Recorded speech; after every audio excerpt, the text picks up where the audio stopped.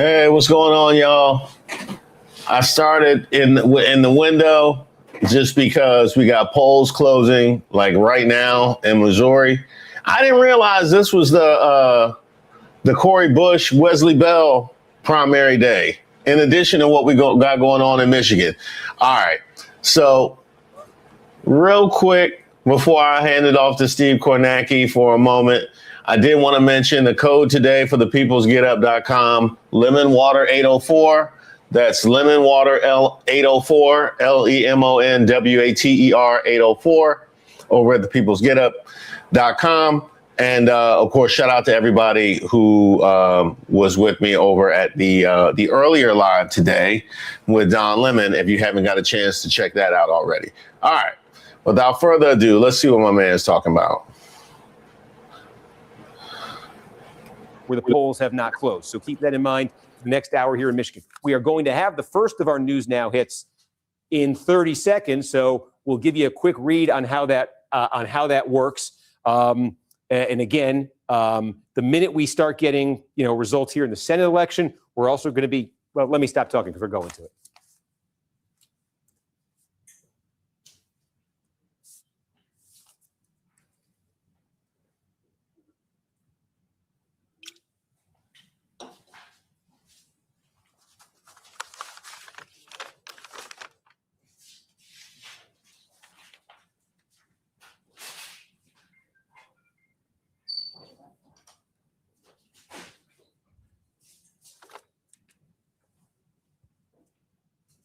Over to the man, the myth, the legend, NBC News chief data analyst Steve Kornacki over at the big board. Steve, we know polls in 2 states just closed, plus a lot of polling locations in Michigan. They are closed down now too. So what's it looking like? Yeah, well, right now we're looking at the blank map, but the anticipation, this is the hour where we start to find out, I think, Gotti, in this closely contested Senate race here. I think all eyes are on this one. Abdul El-Sayed, Haley Stevens here. Look, there's a question here about the future and the direction within the Democratic Party.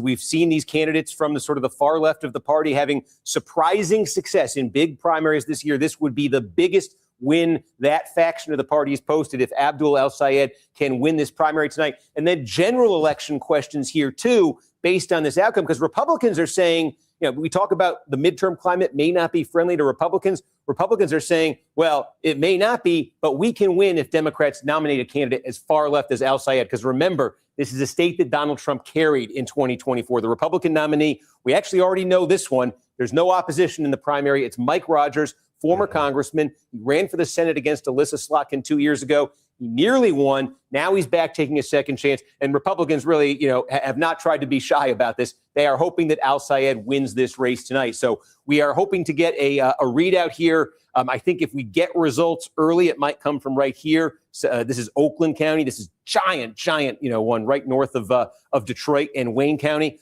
Also tonight in Michigan, though, the governor's race. There are primaries on both sides. The Secretary of State, Jocelyn Benson, is the heavy favorite on the Democratic side. She's running against the sheriff of Genesee County, Chris Swanson. Benson, the heavy favorite there. On the Republican side, this one's gotten interesting. John James is a congressman from Macomb County. He's previously run for the Senate twice and lost. He's endorsed by Donald Trump. He's being opposed by businessman Perry Johnson, who has spent a ton of money and really cranked up the negativity against James, really trying to use those 2 losses in previous Senate campaigns against James. So this might be a close contest here. Cox had dropped out of this race, but this Republican gubernatorial contest, obviously a very important one, too. A number of House races, too, that we'll be keeping an eye on in Michigan. But, and we do. Look at this. We have our first results. Okay, so this is from Kent County, Western Michigan. This is where Grand Rapids is from. Those are the results statewide. They are also the results that we're seeing here in Kent County. So I think one thing we need to figure out right away is, are we looking at early vote? Are we looking at election day vote here? That's going to be key. Adam is taking a look at that. But one thing I can tell you about this county here is this is a place where Syed has to do well. Okay.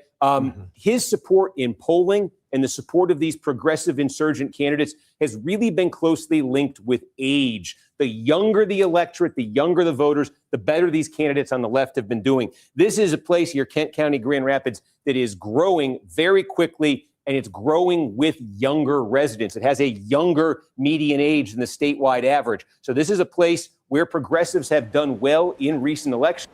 I should have mentioned where all my Mallory McMorrow people. Where all my Mallory McMorrow people. Shout out to all my Mallory McMorrow people. You know, we put on for all the people in third place at the bottom of the page. You know, that's what we do here. We put on for them. Let me know in the chat whether y'all are El-Sayed or Stevens. I'm curious who y'all are rooting for out here, as well as whether y'all are Cori Bush or Wesley Bell. Y'all let me know if you're Bush or Bell, El-Sayed or Stevens. And also if any of y'all are with John James. I got confused when I was making the thumbnail and I was looking at all the races that were today when I saw John James. I was like, is that Jigaboots? Is that Jigaboots? Nah, it's not. It's Wesley Hunt is Jigaboots, but he looks just like him. He looks just. We all know a John James. We all know a John James in our life. Looks like most of y'all are El-Sayed. Go ahead, Sayed. If you take APAC money, kick rocks. El-Sayed. Cynthia, we got Stevens. We got a Bush here. The doctor and Miss Bush. Cori Bush is about that life. Sayed. L. Okay. Yeah, the rallies. No, the rallies I went to is older people going for Abdul. Okay. Older people. Well, I was going to say older people have been going hard. That's not entirely true because those are the people that are keeping MAGA alive, too, is older people. We saw that with the Thomas Massey vote. You realize Thomas Massey, I think Thomas Massey won every age category up through like 50 or 45. And then he narrowly lost 45 to 55. And then after 55, literally nobody voted for him. It was old people. It's the people too lazy to turn off Fox News. Those are the ones that are keeping MAGA alive. We got El-Sayed. How can you like Stevens? She's backed by Zionists. Okay, so y'all are El-Sayed. Okay. Comfortably El-Sayed. Now, y'all Bush or Bell?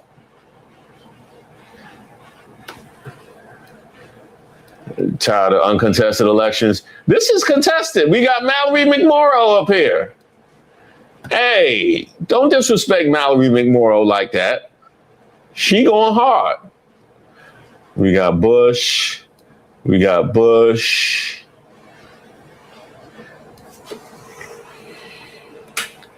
We got a Stevens, and I live in Detroit. Okay. We got Bush. Veterans breaking for Abdul. Is Bush DSA? I don't believe so. She's very progressive, but I don't believe that she's like officially DSA or anything. We got a Wesley Bell. Trump bases boomers and before. Yeah.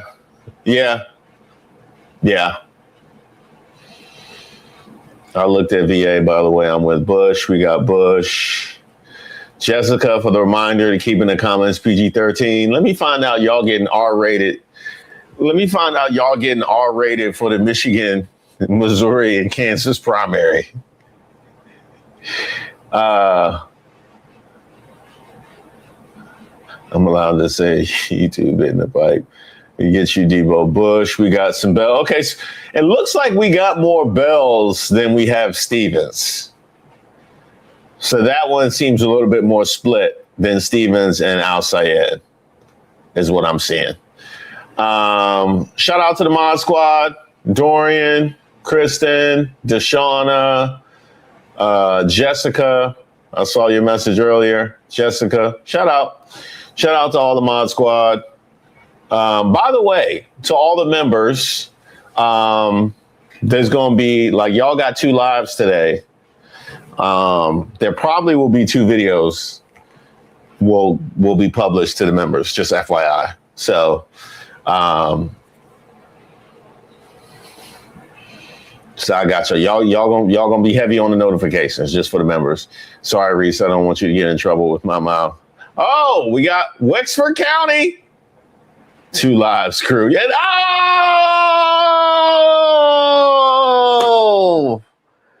Why did nobody tell me to call it Two Lives crew? Dang. Oh, it was right there. It was right. Two Lives crew was right there for me, and I didn't think of it. Dang. Brutal. I agree. Dang. Shout out to my Two Lives crew. All right, let me see what they talking about now.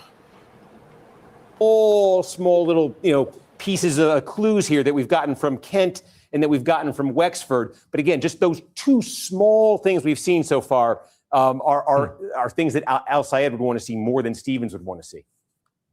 Got it. Any sizable votes coming in from places like Virginia right now? Yeah. I'm sorry. You had asked about that, and I went. Okay, let's go over to Virginia because we do have a call. I want to show you this in the 2nd district here. 2nd district is around Virginia Beach here. This is the district. It's basically dead even in the presidential race. Now, this is interesting. Elaine Luria won this Democratic primary. That's no surprise. Elaine Luria is a former member of Congress. She was defeated for re-election by Republican Jen Kiggins. Kiggins unopposed for renomination in the 2nd district. So this is going to be a rematch. Two candidates who've represented this district in Congress. And again, the backdrop, this is as dead even as they come. This is going to be one of the most closely watched congressional races in America this November. This is going to be, kind of one of those bellwether districts. We're talking about, are Democrats going to have a big night, win the House, win it by a big margin? Are Republicans going to actually have a chance of holding on to the House? This is going to be one of those districts this November. Again, it's right there in the Hampton Roads, Virginia Beach area, big military presence, Navy presence down there. This is going to be one of those places we are looking to on election night as an early clue this November. So put that one in your heads. Virginia's 2nd district, Kiggins versus Luria. Got it. Steve Kornacki, we're going to be checking back with you throughout the night here. Can't wait to see you, Kristen, and Hallie as the night goes on. Thank you so much. And just over an hour ago, polls did close. All right. That was very nice of Gotti to put me into his show, and you got to see how that worked. That was fun, right? So let me get out of Virginia, and you see what the... We make sense of those cuts, like something in an eye doctor's office. But let's go back to Michigan here and see if we've got anything new coming in. Adam, not that, do I even dare ask, do we have any clue what kind of vote this was? Yeah, so this is one precinct out of Wayne County. It's in Grosse Ile Township. And it's just one precinct that we got results for. It's in Grosse Pointe, you said? Where'd you say it was? Grosse Ile. Oh, okay. And it's one precinct of election day. Again, I'm analyzing a tiny bit of vote here. First of all, who all remember the movie Grosse Pointe Blank? Am I the only one? Am I the only one who remember Grosse Pointe Blank? Oh, back in the 90s. Back in the 90s. Where are my elder millennials at? I can't decide whether I identify more with the 80s or the 90s. I can't decide.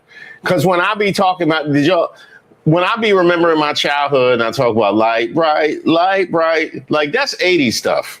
But I like a lot of 90s stuff. I don't know.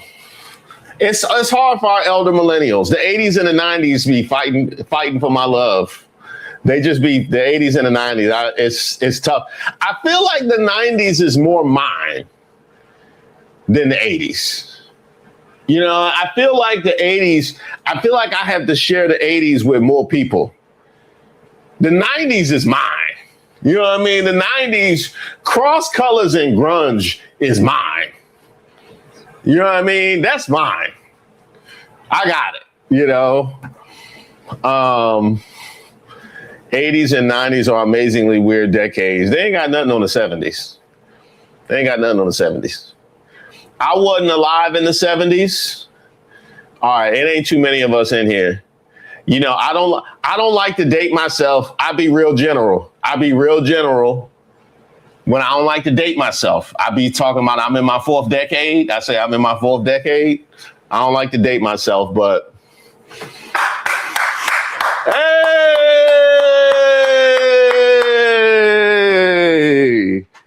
Hey! That's the year, baby! It was hot. That's the year, baby. I feel like one of the great tragedies of life is that I missed the 70s. And I didn't miss it by much.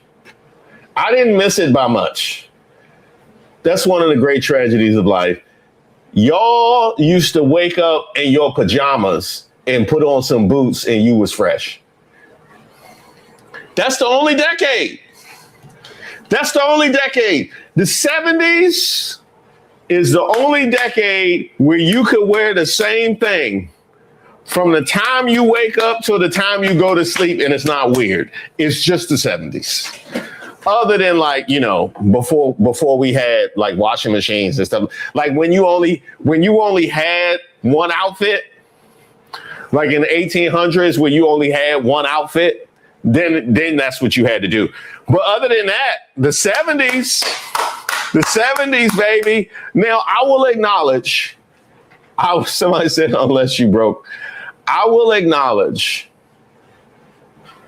for all of the people that lived through the 70s, if you were 20 or older in the 70s, I think it's important for me to acknowledge that I understand that the economy was devastated. Okay, the way they make the 70s look like a party. Okay, they make the 70s look like a whole party, like everybody was doing disco. And then when it come time to talk about politics, they like, you see the lines for gas stretching all through the state. You know what I mean? You got bread lines in Russia. The 70s sounds hella grim when you talk about like real life stuff, but then they just be partying. I'm like, everybody was like, ain't nobody have jobs. We ain't had no money. We just grabbed Quaaludes. And hit the disco. Oh man, maybe were y'all like too depressed to be serious in the 70s? That's what it looks like. And then the 60s is like the 70s on steroids, right? Because in the 60s, you got like free love and flower power and all that kind of stuff. But then you have like some of the worst stuff that's ever happened, you know, between MLK and JFK and I don't want nothing. I don't want no parts of the 60s. I don't want no parts. You can keep the 60s. You know, you got it. You got it. You can keep the 60s. That's the thing. If you went through the flower power and all that, you earned that. All, you know, you get any of those dudes talking about how things used to be back in the 60s, you earned that. You earned it.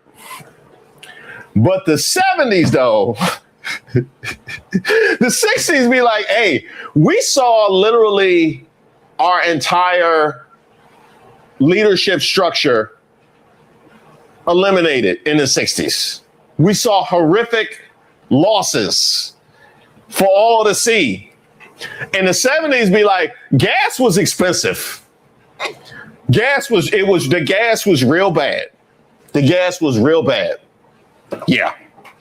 And the TVs was too big. The TVs had all that wood around it. They was too big. That's yeah. We both could party. But you know, we all, you know, we went through some things.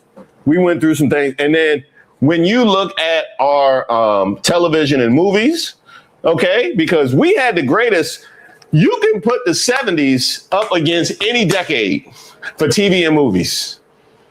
Any decade, you can put the 70s. I probably would go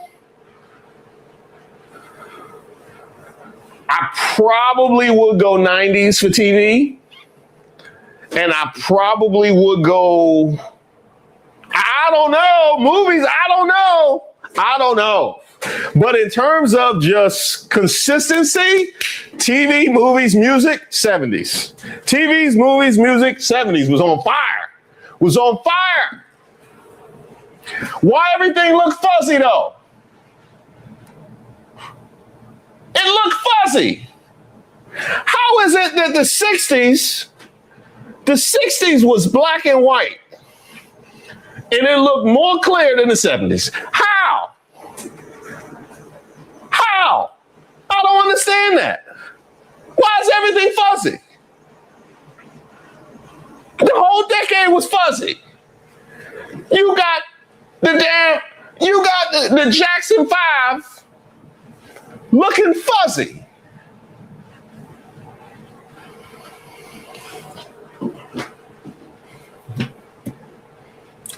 You got P-Funk, George Clinton, you got the Commodores, all these classic looking fuzzy. I to this day, I don't have no idea what James Evans really looked like. Nobody knows. We all say, George Jefferson was bald. We don't know that. It was fuzzy. It was all fuzzy. And not one of us has really, truly seen an episode of All in the Family. We've never seen it. It was fuzzy.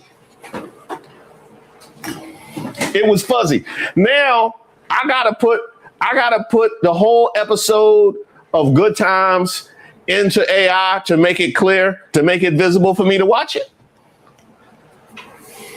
In the 80s really shouldn't be talking either, because it was still fuzzy in the 80s. They even fixed it. It took them 20 years. It took them till the 90s. It took until the 90s before we got TV and film that wasn't fuzzy. The 90s, you had 30 years of color that was fuzzy. That's a daggone shame. That don't make no kind of sense. I'm so far off of the election, right? I don't know how we got to talk about that. I don't know how we got to. Generation Jones, the in-between folks, 1954 to 1965. Now, if I could be born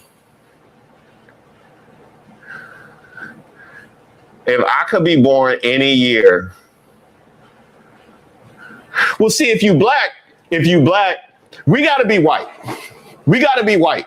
We used to play these games when I was in elementary school, and we would talk. In class, they would ask us what decade we want to live in.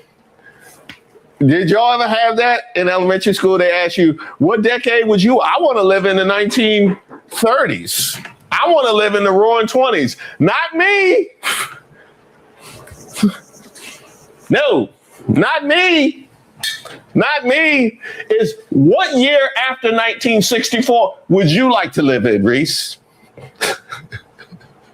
What year in the 80s would you? What year in the 80s would you? Not me. No. So we got to be white for this thought exercise. We got to be white. I think I would want to be born.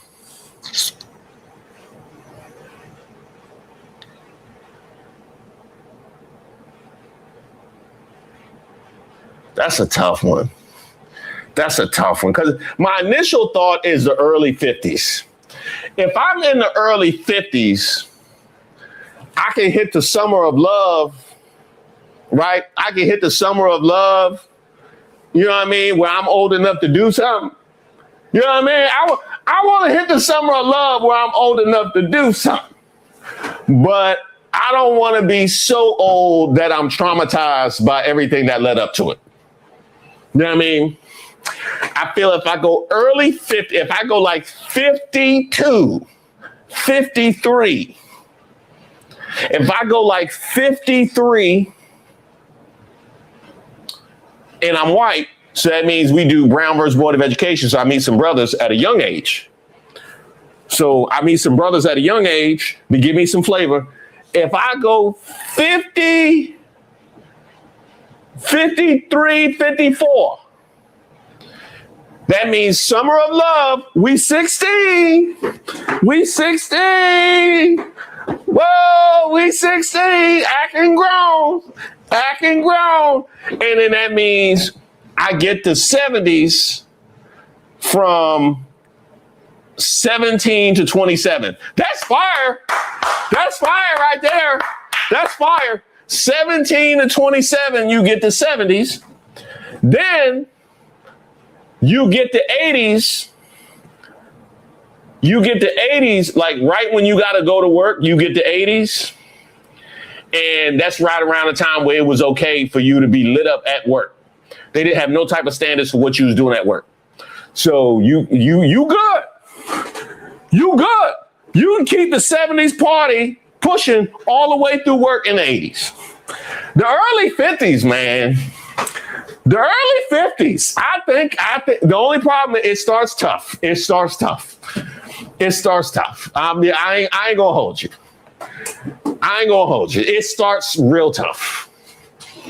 It's that first, you're the early 50s, that first 15 is tough. That first 15 is tough, boy. That first 15 is tough. But then you good. Then you good for life. So that's my thought. If it's anybody over here in the early 50s, somebody said, I'm over here crying, why you gotta be white? Because if we black, then that,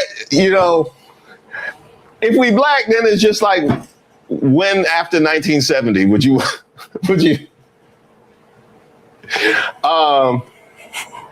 I think that's it. Now, if I was going in the like way back times, if I was going like far back, I don't want no part of the Great Depression. That sounds horrible. And then they was doing the Dust Bowl and stuff like that. I don't want none of that. I don't know. I mean, I don't know. I don't have an answer before that, honestly. I think the only thing that's competing with the early 50s is something after that. Something after that. Like if you wanted to hit me with, if you wanted to miss the trauma of the 60s completely and say mid 60s, maybe. You missed the summer. Nah, mid-60s too late. Mid-60s too late because by the time you ready to do dirt, it's 1980. You missed the whole 70s. Nah, mid-60s too late. Nah. I think early 50s. I think early 50s got it. I really think early 50s got it. And I can't think of a time before that would be acceptable. Honestly, you got World War II. You got the Great Depression, and then whatever the hell was happening in the early 90s, in the late 80s, in the late 1800s, when you got the Klan running around. Now, granted, I'm white, but it don't really seem like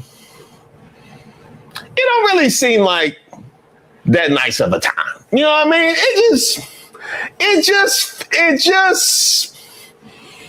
It just feels dusty. You know what I mean? Reconstruction. Yeah. I'm white, but that's what we doing. You know what I mean? We clearly down bad if that's what we doing. I tell this to Mag all the time. Right now, I tell this to Mag all the time. I talk about what has this gotten you? Has this dug you out of your hole? You've been at it for like hundreds of years. You know, it doesn't seem like that's it. It doesn't seem like that's it. Not to mention the fact, if you was alive at that time, then you remember people, like you probably have people that were lost during the Civil War. Like nah. I think the second place answer after the early 50s would probably be, if you were going to go before, it got to be in the 1700s. So I say it got to be in the 1700s. I'm just going to make a blanket statement, and no offense to anybody that was alive in the 1800s. The 1800s just seems horrible. Honestly, the 1800s just seem like grim, like slave. I mean, I know it was slavery in the 1700s. But you got the Civil War. You got like Industrial Revolution. You got all these accidents and stuff.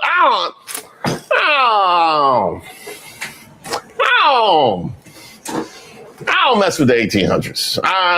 Maybe it's because I think I was having this debate with my wife recently. The 1900s is like modern history.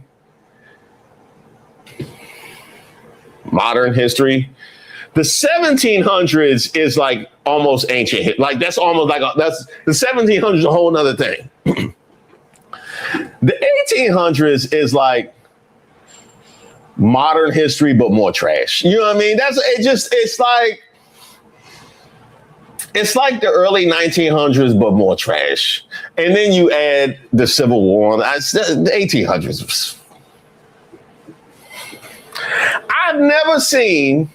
Have you ever seen a historical movie, documentary, anything that speaks fondly of the 1800s? I never have.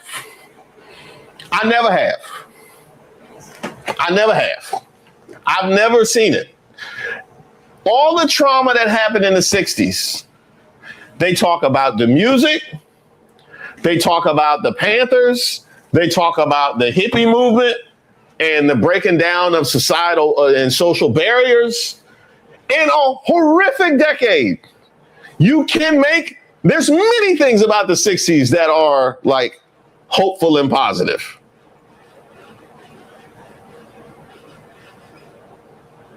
I've never seen not one about the 1800s. Never in life. And then the 70s, they take it too far in the 70s. And they just make it look like everybody was partying.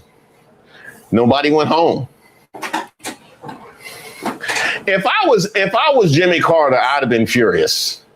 Because I've been sitting here like, y'all sit here and blame me. Y'all sit here and blame me for the state of the economy. Y'all was partying. The whole time y'all was partying. Y'all wasn't at work. You was going to see Sly and the Family Stone.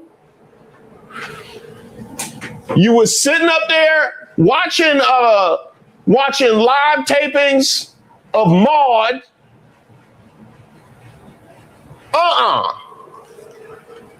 No. Y'all wasn't at work. How many times did you watch Night Fever? So how many times you watch Saturday Night Fever? You watch Saturday Night Fever more times than them people were sitting up watching the Titanic in the 90s. It took 20 years before somebody was that obsessed with a movie. Y'all wasn't at work. Following Donna Summer around like she the Grateful Dead. Y'all wasn't at work.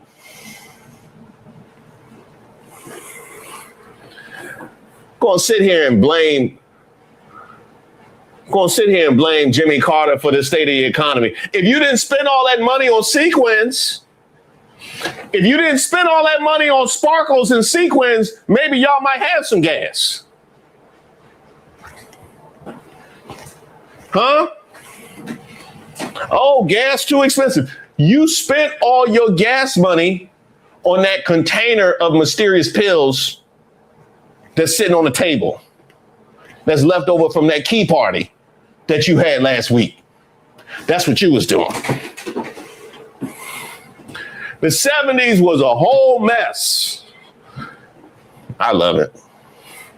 The 70s sound so fire. It really do. The 70s sound so fire. It really. They was in there in bell bottoms. Hey, you know what time it was in the 70s when you watch. Have you ever watched those old clips that hit the internet of Soul Train? And you sit there and watch that, you like, I know that ain't natural. You just you like, I know that ain't natural. I can tell you this. That dude was awake for 3 days after this, minimum. He was awake for 3 days, minimum. Now, I will say this. On behalf of, I think it was Kristen. Kristen, this is all Kristen's fault. Kristen got me started down this road. Thank you, Zach. Hey, Zach, you appreciate my primary election coverage? You appreciate my primary election coverage? Okay. I missed the 70s. Apparently the 80s was also tough financially. I was not around for that. And then the early 90s, if you listen to the Gen Xers tell it, the early 90s was real bad for like everybody got real conservative during the flannel era. So if you was a man out here in the early 90s, it wasn't going down. I ain't have to worry about that. I was too young and I was nerdy, so it didn't matter for me at all. But we had the raves. We had the raves. I enjoyed the raves. The late 90s, the early 2000 rave era was fire. I enjoyed that. That was fire. We had the house music in the 90s, also fire. Also fire. And then the 90s kind of golden era, what I would call the golden era of hip hop. I know older people, all the past generations would say, 80s might be the golden era. That 90s hip hop, 94, where we had Tupac, Biggie, Wu-Tang, the Fugees, Outkast, all dropping in their prime? Huh? Hey, wait till we get old enough to start making these documentaries. Just wait till we get old enough to start making these. Because I've been sitting here watching these people talk about the 60s for I don't know how long. I've been sitting there and watching them talk about Jimi Hendrix and Bob Dylan and the Beatles. Hey, what you know about 94 though? I ain't even mentioned Snoop and NWA. What you know about 94 though?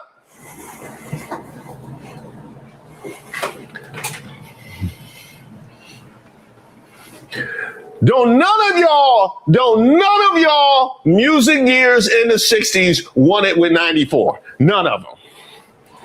None of y'all won it with 94. The only years that won it with 94 is in the 80s. It's a couple 80s. I think 82 and 80. It's a couple 80s years that's like, I don't even want it. It's a couple 80s years that's like Depot.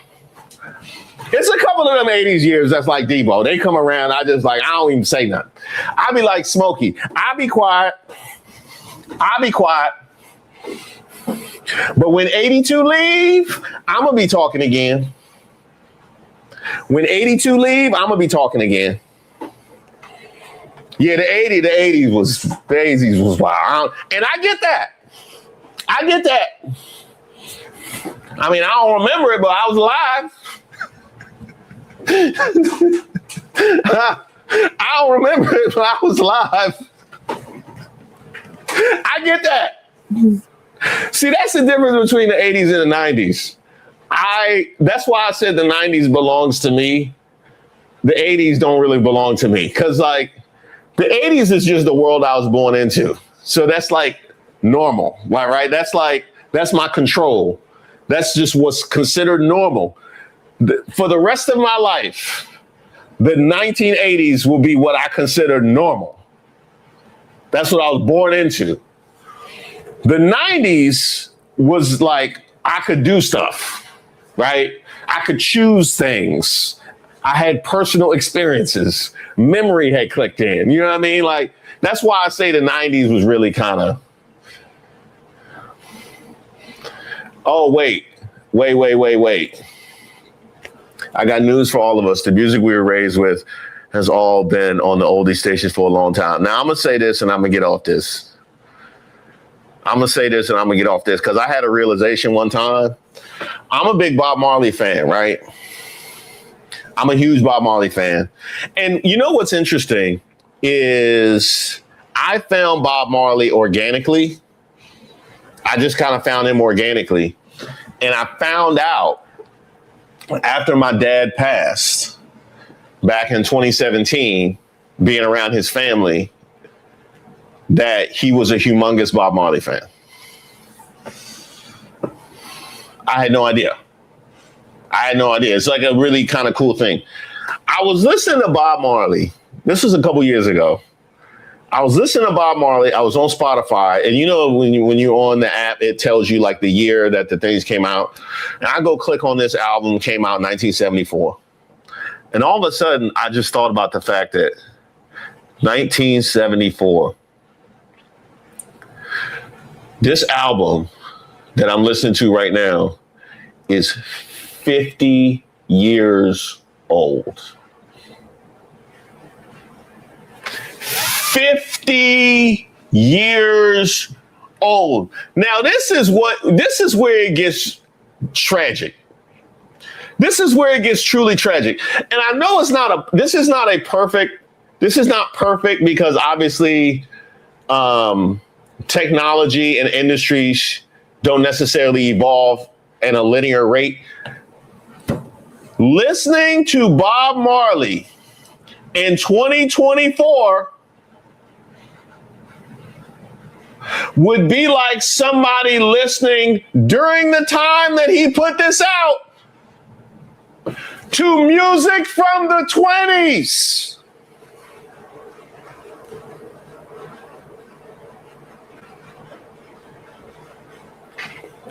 Me listening to Bob Marley in 2024 is like somebody leaving a Bob Marley concert, turning on the radio and listening to the Dust Bowl's greatest hits.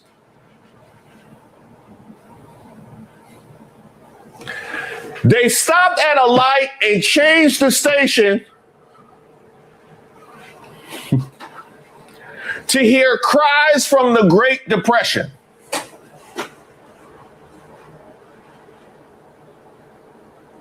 Then on the way home, they listen to a curated playlist from Woodrow Wilson.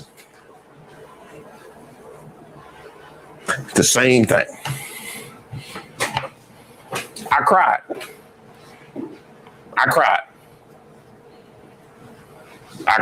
I'll be honest. I cried. We old, y'all. We old. Ain't no way around it. We just keep going one way. So you said that was pure swing music. Love that. Was it swing? Oh man. That's true. It's better than not. Ray, you're right. It's better than not. That's for damn sure.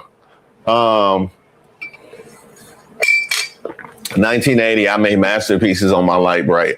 I never had one, but it didn't look fun. It didn't look fun. I guess everything that you came up with feels like the heyday of that particular thing. I feel like the 80s babies came up with it was just the height of child consumerism, where they started to perfect toys and jingles and ads and commercials. My buddy and me, kid sister, kid sister, and then we had the G.I. Joes, and we had the Ninja Turtles, and we had He-Man. Paper Chaser, thank you so much for your gift. Send Paper Chaser some love if you receive Paper Chaser's gift. How do I send gift memberships? Esteban, I think you have to buy a gift. I think you have to buy a gift membership. I think you can buy one, or I think I might have seen 2, 5, 10, something like that. And then they give them out randomly. So I don't know if you want to give it to anybody in particular, but YouTube does not let you do that. Generation Jones. Oh, yeah. Oh, I hit this one. Regina got it right. Well, it depends on where Regina's at in that. Hey, Generation Jones is like a banana. Generation Jones is a banana. It starts hot. If you hit that 1954, that starts hot.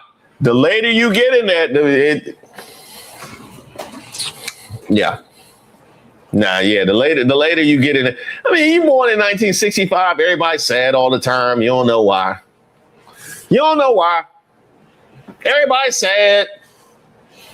You born 1963, 1964, everybody's sad. You don't know why. Then they go to the 70s. Nobody in the house. You don't know why. They gone for days. You don't know why. It just be decades later, you watch footage of Soul Train and you see where they was at. Yeah. No wonder, because the latchkey kids, I'm not the latchkey kids. That's the older generation than me, was the latchkey kids. They always talk about the latchkey kids. They was at discos. That's what they was at. They went to see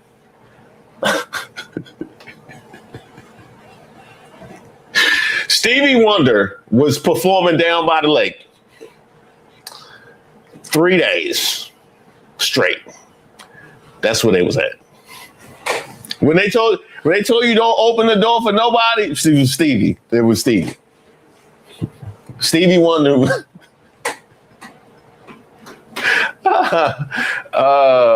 Mustache, James Brown era, all kinds of prog, krautrock, funk, David Bowie, disco, doom rock, like Sabbath. The music in the 70s was just amazing. Yeah. Music in the 70s was good. Music in the 70s. The music in the 70s was good. No arguments here. No arguments here. A conversation for another time, Jessica. If we want to, I ain't even going to do it. I ain't even going to open that up. I ain't even going to start it. I'm going to put a pin in that. Dion, thank you very much for your gift. If you received Dion's gift, send Dion some love. All right, here we go.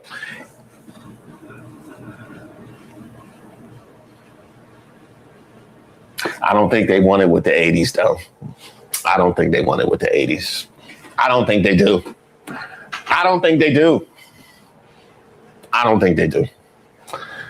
And I'll be honest. If I was to be biased, it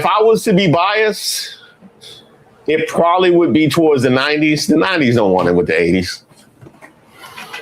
The 90s don't want it. They was ending with Britney Spears and Justin Timberlake and them. 90s don't want it with the 80s. And this includes what I had to say about 94 and where hip hop was at. Because it done got sour by the end of the decade. It had gotten, they was doing shiny suits by the end of the decade. So if we can go 90 to 97, but nah, that last 97 to 2000 was particularly trash. So, as a decade, I don't think nobody won it with the 80s. I'm gonna be dead real with you.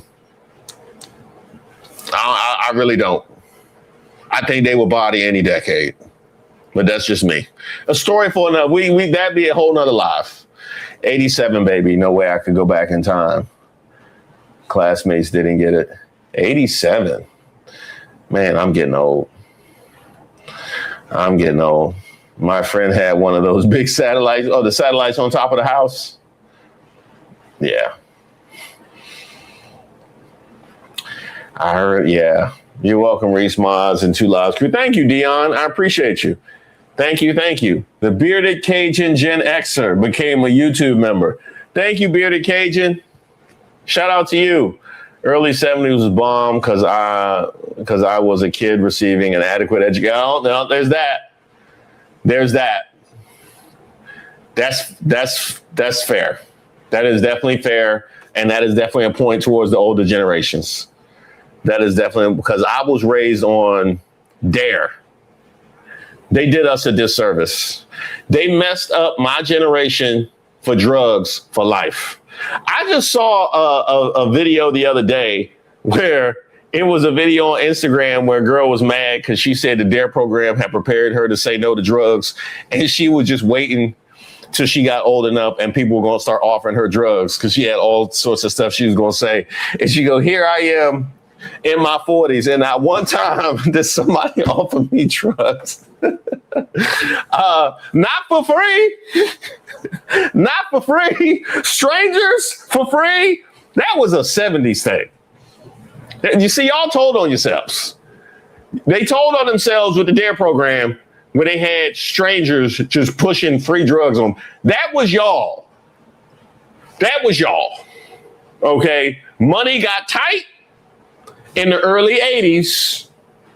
And that wasn't, I'm telling you, by the time I came around in the 90s, not only would you not getting it for free, you had to know who to talk to buy it. It was a whole thing. They messed us up for life. They sure enough did. And quiet as kept. I learned all that about say no to, you remember you used to get the lemon heads or the red hots? And then you open up the box and it say no to drugs on top of the lemon. It say no to drugs, DARE program, right in the box of the lemon heads. I bought lemon heads. Wasn't nobody even thinking about drugs. Why you even bringing drugs into this? You know what I mean? I'm an innocent 9-year-old eating some lemon heads and you forcing a drug talk. This was, now granted, I grew up in DC or PG County. This was before I knew about the proliferation of drugs onto the DC streets by the same folks that was telling us just say no. Dark stuff. Hey, when you grow up as a kid, believing the DARE program, dark stuff, very dark stuff. 1981 is the best. The only decade I'll be in besides my own is the 70s. Okay, I see you, Deshauna. I will tell you this. You're not gonna want to hear this, Deshauna, but I'm gonna tell you anyway. I put the 80s up against anything for music. 81 is their weakest link. 81 is trash. 81 is their weakest link. It is. As somebody who studies these things, I have where my phone at? I have a playlist on my phone of 1980 songs. Every time my birthday come around, my whole birthday month, I don't play nothing but 1980 songs. All right. I have weighed my year against all of its competitors in the decade. That's why I know it's a couple years out there that you don't even want to look at. But 1981, you about to get kicked out the decade. Honestly, that if they could kick a year out the decade, it'd be 81. 81 was tough, boy. Hey, 81 got a playlist only a mother could love. The 70s were filled with basement house parties where you pay 50-cent entry fees. That sounds nice. But, I forgot about this, though. I have to take this into consideration. When I said I want to be born in the early 60s, the early 50s, I do have to take into consideration people just will come up missing. People was just missing all the time. We think it's bad now. Like, it's bad, when we talk about black and brown, when we talk about indigenous women, things like that, there are aspects and certain strata in our society that go missing and don't get the attention now, right? But in the 70s, though, boy, as somebody that like watches I watch a lot of true crime. I watch a lot of, ID and stuff like that. I'd be shocked they ever caught anybody back in the day. Honestly, I'd be shocked they ever caught anybody. They were so trash, and then just come across a whole graveyard. We finally found him. I mean, it took us 5 years to pull that 27 bodies up out the basement, but we finally found him. We got him. I got to take that into consideration. So when I'm doing my consideration of the year, I'm white, and you gotta grant my safety. You gotta grant my safety, because if you're not gonna grant my safety, anything before DNA, you on the craps table. Anything before DNA, and then they didn't even have names for stuff. People got ADHD, and you sending them. Nah, man. And they was doing lobotomies and stuff, and I got to rethink this. I got to rethink this. I got to rethink this now. Yeah. I got to rethink this. They didn't know about allergies and whatnot. People just, they were like, hey, how come nobody had peanut allergies? But they did. They did. They just died. And y'all just,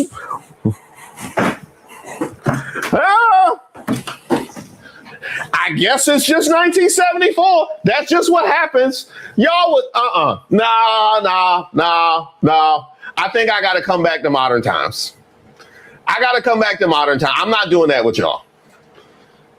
I'm not.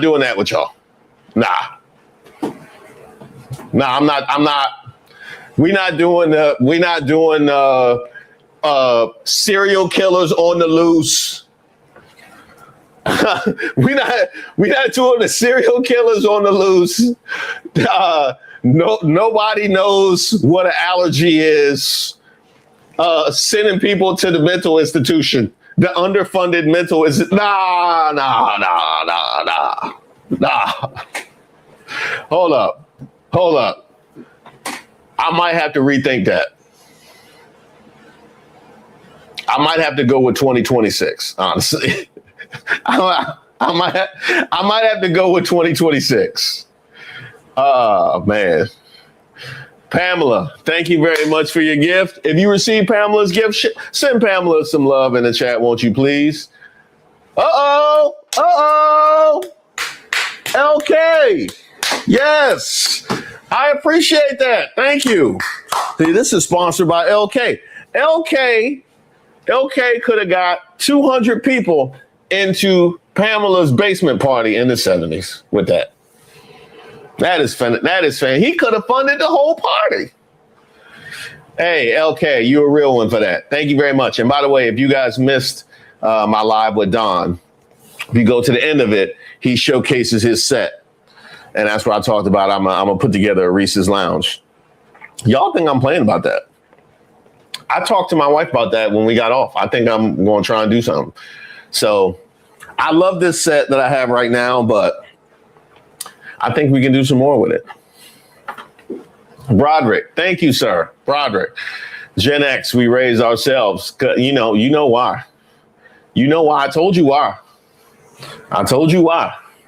You know where they was at. You know exactly where they was at. Being home before the street light, crack valves in the street, British night sneakers, yes, from the 80s people, too soft in the 90s. I mean, as somebody that's both, that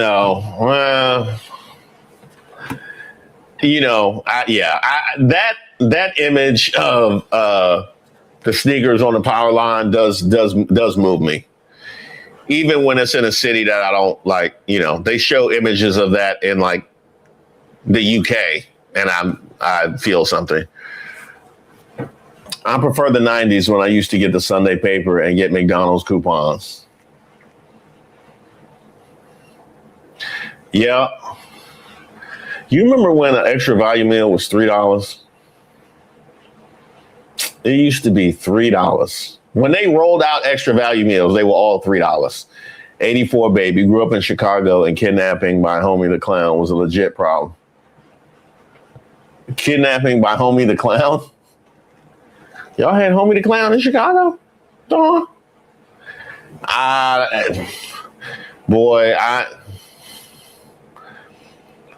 The level of crime solving.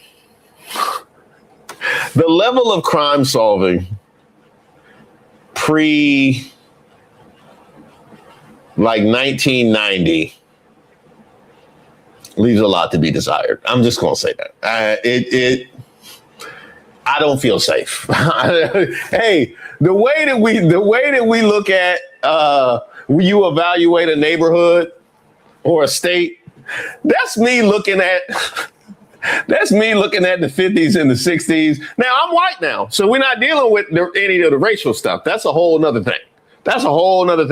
We just talking about straight up slasher, serial, like kidnapping. Like, we talking about, I don't feel safe. Nah. The level of crime solving just, nah. I think I'll stay over here. They were selling me candy. We did have candy cigarettes. I remember that. That was wild that they used to sell us candy cigarettes. So I guess I can't be mad that they brought the DARE program into my lemon heads when they were selling us candy cigarettes. 80s rap had real messages, self-destruction, R&B groups like True. Self-destruction, you're headed for self-destruction. I would say 90s rap did. Up to like 98. I would say 90s rap did. Appreciate you, Reese. Keep doing everywhere and nowhere. Thank you so much. I appreciate you. Penny candy stores with Saturday cartoons, learning life from the electric company, Sesame Street, all while we latchkeyed. Well, Gen X just figured it out. Y'all did figure it out. I didn't have electric company. I had Sesame Street, but I didn't have electric company. And I had Sesame Street back when it looked grim. You ever see those old episodes of Sesame Street from the 80s where it looked like a bad neighborhood? That's what we had. That's what we were watching as children. You watch Sesame Street now, it looked like the suburbs. We was watching Sesame Street with Gordon and Maria and David and them was in the hood. They was doing bad. Sesame Street was doing bad when we watched it. So they done cleaned it up now. It's nice now. They done got gentrified. 80s, back when kids could buy a pack of cigarettes, back when we were outside for hours on end. No doubt. No doubt about that. Somebody said something about Fraggle Rock. I love Fraggle Rock. I do love Fraggle Rock. Down to Fraggle Rock. All right, let me see what Steve Kornacki talking about. I hope y'all enjoyed my election coverage. Hey, between the primaries and my interview, it's been a while since we just had this kind of conversation, which we're going to have more. To any of the members out there, I'm going to put a poll out because I'm going to start. I was inspired by Don. I'm going to start rolling back the members' lives. This is what they be like. Just FYI, this is what the members' lives be like. I just wanted to find out when y'all wanted to do it. if y'all want to do it during the week or on the weekend, night or day. So I'm gonna ask that. So just be on the lookout for a poll. Let me see what Steve Kornacki talking about now.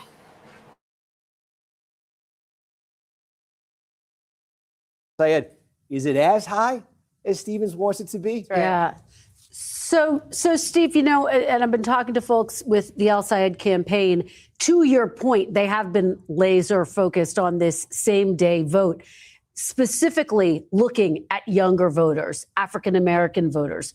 So take us inside some of the counties where those votes are reflected. Wayne County, I know, slow to vote. We're probably not going to get that for a little while, but what are you seeing so far? Any indication about those two constituencies? Well, yeah, Wayne County, we have very little. There's a little bit here from the city of Detroit that's come in right now. That's the one hope, I think, for Stevens in Wayne County, where we have seen in polls that she's been doing better than El-Sayed with black voters. The city of Detroit is 75% black. It is in Wayne County. It's not all of Wayne County. There are other parts of Wayne County that I think are very fertile ground for El-Sayed, but the opportunity there for Stevens, if she really is getting a big number among black voters, you would really see that in Detroit, and that could help her there in Wayne County. But you ask, too, about younger voters, and take a look next door in Washtenaw County. This is Ann Arbor. This is the University of Michigan. I keep saying University of Michigan. This is also Eastern Michigan University. I don't want to leave them out. But El-Sayed here, look at this, up nearly 40 points in Washtenaw County. And I think this one's significant.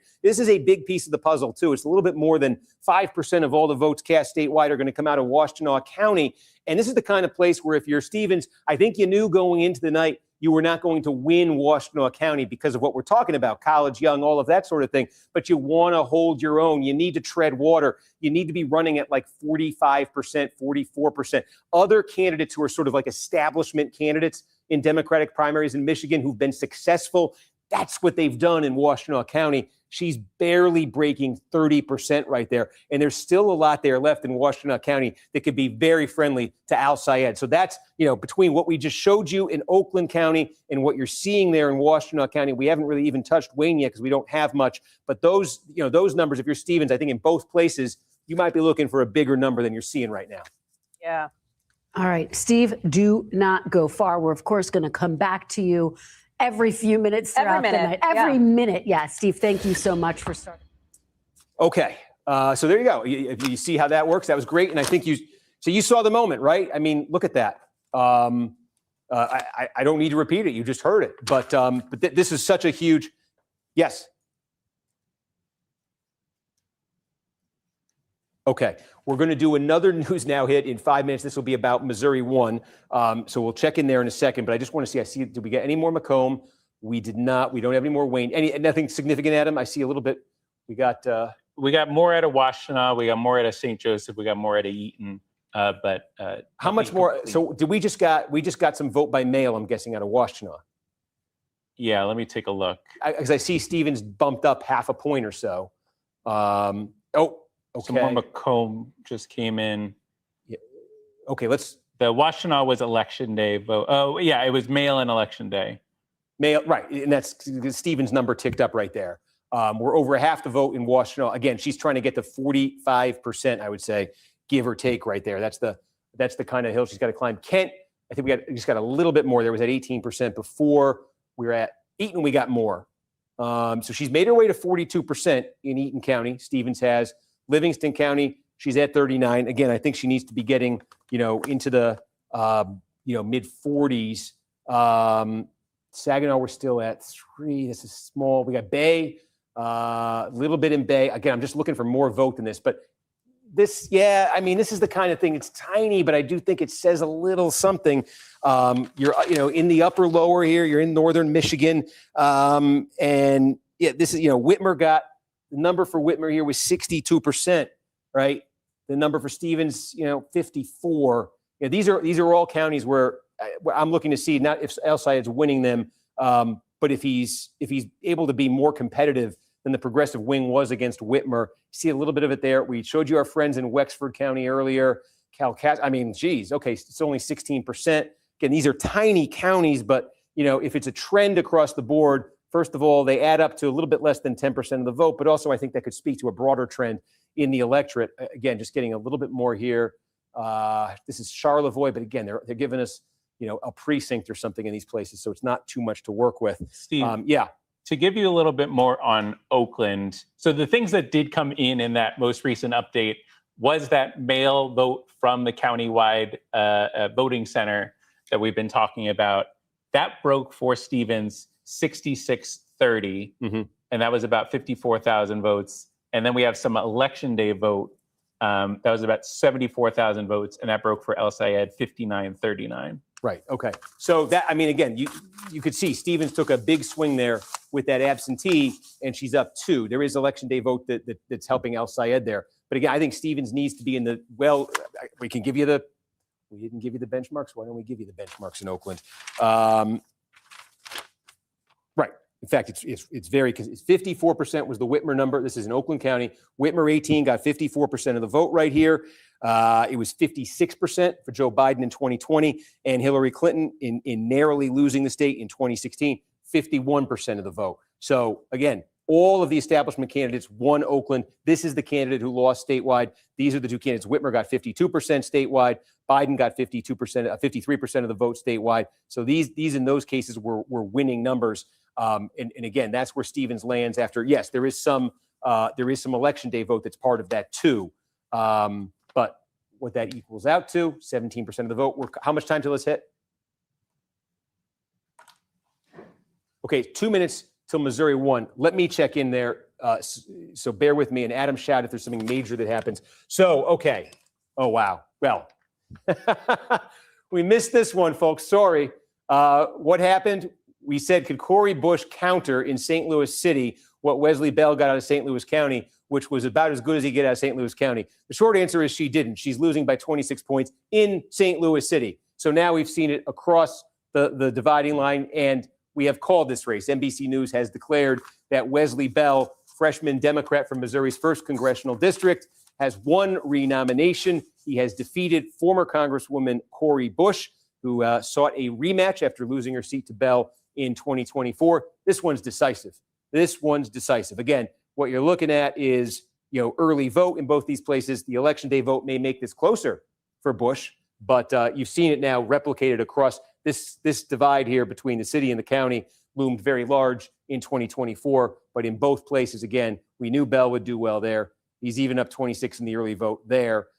So that adds up to our decision desk being comfortable to call that race. So that's an incumbent who is not going to lose. And that is, we've had this trend, seen this particularly in cities with these left-wing sort of insurgencies, winning. Here's one where that's not going to happen. Now we got 3 minutes still, so we can go back to Michigan right here. Let's just, unless there's something big in the statewide, I want to go through the congressional races so we're not missing these. We told you about the 13th district. This is McKinney, Tanadar. This is DSA versus ex-DSA. The 7th district here. Again, we've got a little bit more vote coming in. That Oakland vote also affected here. This is a slice of Oakland County, southwest Oakland.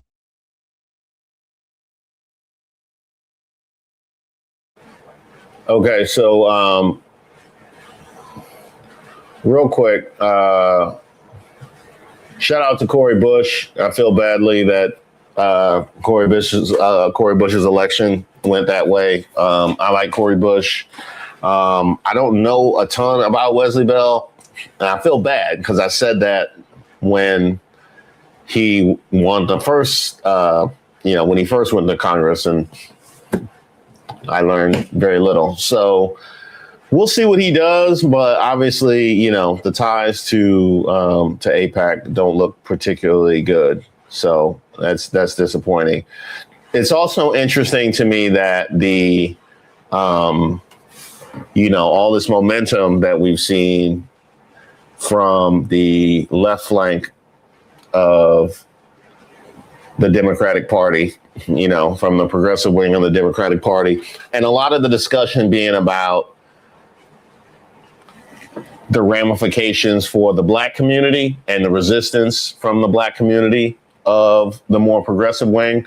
It's interesting to see one of the carriers of that flame not be able to take it over the finish line, which is curious. That is curious to me. on a lighter note, or actually, I would say it's the same note, same hurt note. So y'all remember, I believe it was last week, where I did the video where I had Donald Trump in his powder blue suit with his knee-high white socks. And I told y'all how hurt I was that nobody had told me about that nobody had told me nothing. Well, as I was preparing for today's live and working on the thumbnail for today's live, I went to get, some of the folks who were going to be running in the primary today in order to get their faces on the particular thumbnail. And I can't say this was the first time that I had seen it, but the fact that we talk every week and nobody told me that I have yet to properly address this.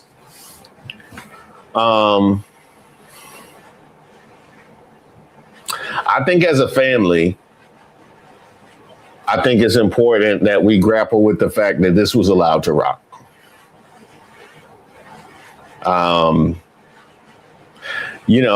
We can't win them all, and we're not going to hit everything. But the fact that this was allowed to rock, that's an L. We all took an L, if we're honest. We all took an L because this went unaddressed. This went unaddressed, and I really take pride in trying to make sure that doesn't happen. That doesn't happen. But what I can do, these things happen. What I can do is try and make a pledge to you guys alongside the mods that are here, with Regina, who was here earlier, with our research squad. Shout out to our research squad. We will do everything we can to make sure that this doesn't happen again. Because this gentleman, having lost the primary, is going to leave Congress and presumably leave DC thinking that this is acceptable.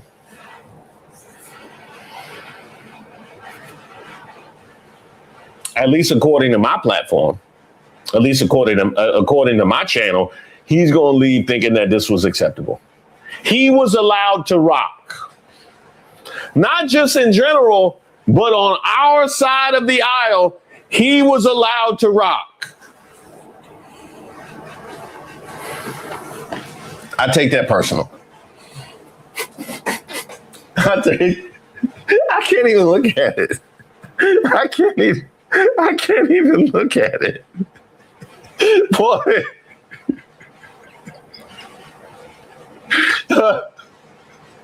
Wait. How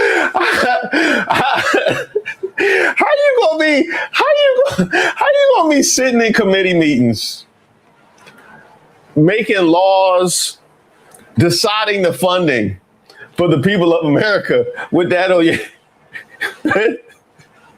How you gonna have a serious? What committees was this? Well, hold on. Let me see what committees this dude is. Sri and Sri Thanadar. What committees is he on? Wow. So he's on the House Committee on Homeland Security and the House Committee on Agriculture. He's the ranking member on the House Committee on Homeland Security, Subcommittee on Oversight, Investigations, and Accountability. Wow. Oversight and accountability. Y'all let this man be in charge of oversight? Accountability? accountability. Then had the nerve to put him on agriculture, subcommittee on commodity markets, digital assets, and rural development.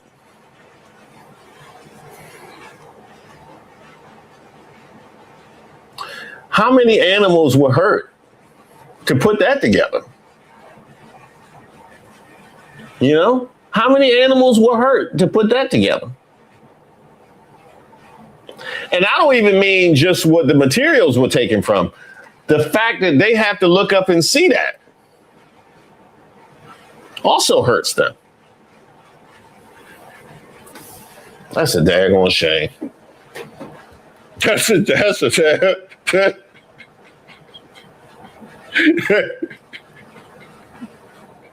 Hey, Shree. You lucky boy. You lucky boy. That's all I gotta say. You got away with one, dog. You got away with one. It won't happen again. It won't happen again. Shout out to Donovan McKinney for putting all of us. Oh, they ain't called it yet. Hey, Donovan McKinney, if you don't finish this, I will. I got a video coming. If you don't finish this, Donovan McKinney, just know that. This is McKinney, Tanadar. This is DSA versus ex-DSA, the 7th district here. Again, we've got a little bit more vote coming in. That Oakland survive the way he is outside of Ingham and then get to Ingham standpoint. We'll be looking at those places, but really going to be looking at Detroit as the night progresses, because I do think it's been interesting in some of these counties, the degree to which we're seeing this difference between the election day vote and how overwhelming it's going for El-Sayed and that vote by mail, and how strong that's going for Stevens. In a place like this, I'm just checking in because we're slowly getting more and more updates here. What's been happening in this county? This is sort of the suburbs of Lansing here, outside of Lansing. A little bit of Lansing's in here too, but it's largely outside Lansing. This number for Stevens has been ticking up all night because basically what happened was they counted the election day vote. El-Sayed got a huge number on here. Now, as the vote by mail has been coming in, as this percent in has been ticking up, so has Stevens' number. And so what we were looking at the start of the night here were numbers for Stevens that were like, whoa, these are, I don't see how she could win with these numbers. But if this number can continue to tick up for her, that could get interesting out of a place like Eaton County. Also, same thing here. The same thing has been happening in Livingston County. This is the fastest growing, one of the fastest growing counties in Michigan. It's big. There's like 200,000 people here. This is like the exurbs of Detroit right here. Okay. It's very high income too. We expected Stevens, to have maybe an opportunity here to do well. Well, she looked like she was getting clobbered early because we got the election day vote was counted right away. El-Sayed went way ahead, but as the vote by mail has been coming in, getting more vote in, and that Stevens number has been ticking up more and more, where it's not looking as much for her like the disaster it initially did. And so to the extent that can continue in places like that, and another place we're looking here is around Grand Rapids, I say Saginaw, to the extent that can continue, that's a huge question. It heightens the stakes for what I just outlined in Detroit. Okay, Steve Kornacki, we will check back in with you in just a few minutes in that hotly contested race. What's so interesting here, too? Okay, and I just need to reply. You're getting a little bit behind the scenes. I just need to reply to a message here, so bear with me. This is, and of course, you know what I did? I mashed my fingers together, and I typed a word that doesn't exist. Okay, there it is. Okay, did anything substantial come in, Adam, while we were doing that? I think I was going through. I didn't see anything. No, nothing super significant. I'm trying. I see. Oh, this would be if we got more. Ottawa County, where Holland is, Western Michigan, it's only 2%. So we'll hold off on that. Sorry, you were saying?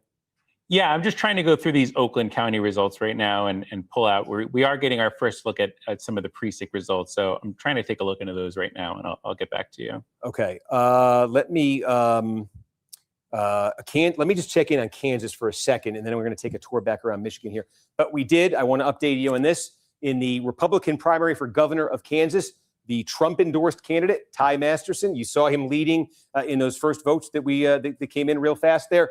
we've now called it. NBC News' decision desk has declared that Ty Masterson will be the Republican nominee for governor of Kansas. Again, with that Trump endorsement, the track record that's had this primary season, not necessarily a big surprise over there. We are not yet calling what you're looking at right here on the Democratic side. Cindy Holscher, I think the last time we checked in, this was about 1,000 vote gap. It's moved up to about we got about half the vote. She's leading by about 3.5 points right now over Ethan Corson. Again, both candidates right here from Johnson County, where we still got 2/3 of the vote. And what's changed, I can see, is they've played leapfrog here. Holscher has taken the lead in Johnson County, not much, but she was trailing Corson there the last time we checked in. Corson continues to lead in Kansas City, Shawnee County, where Topeka is.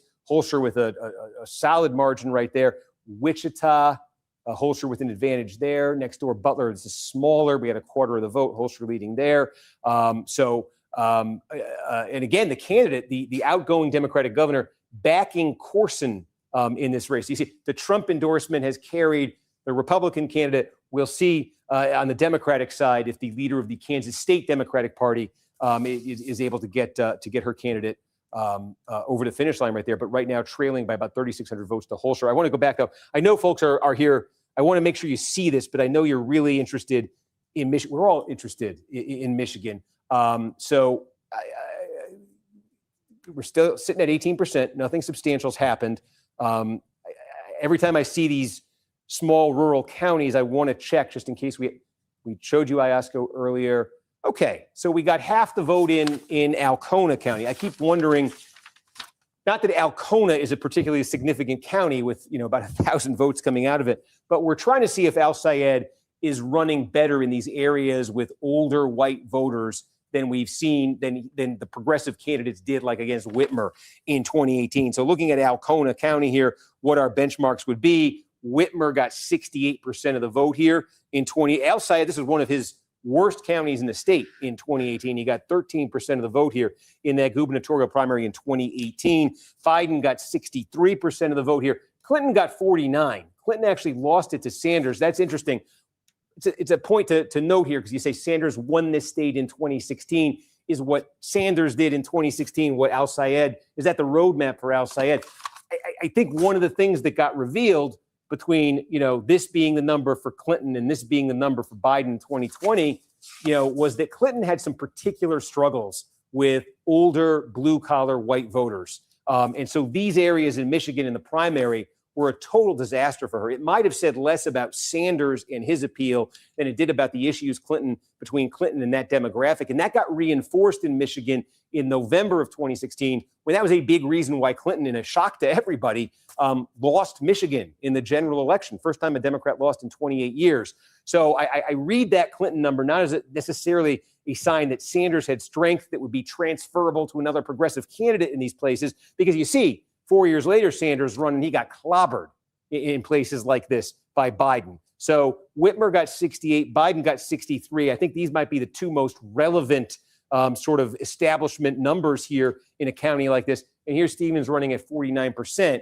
Now, I think we've been seeing that might be election day vote that got put out there first. And if it is, Stevens has a chance maybe to move that number north. But that's in these small counties. That's the kind of number she wants to be landing at here. Again, these are small. They add up. Everything here adds up to about 8%.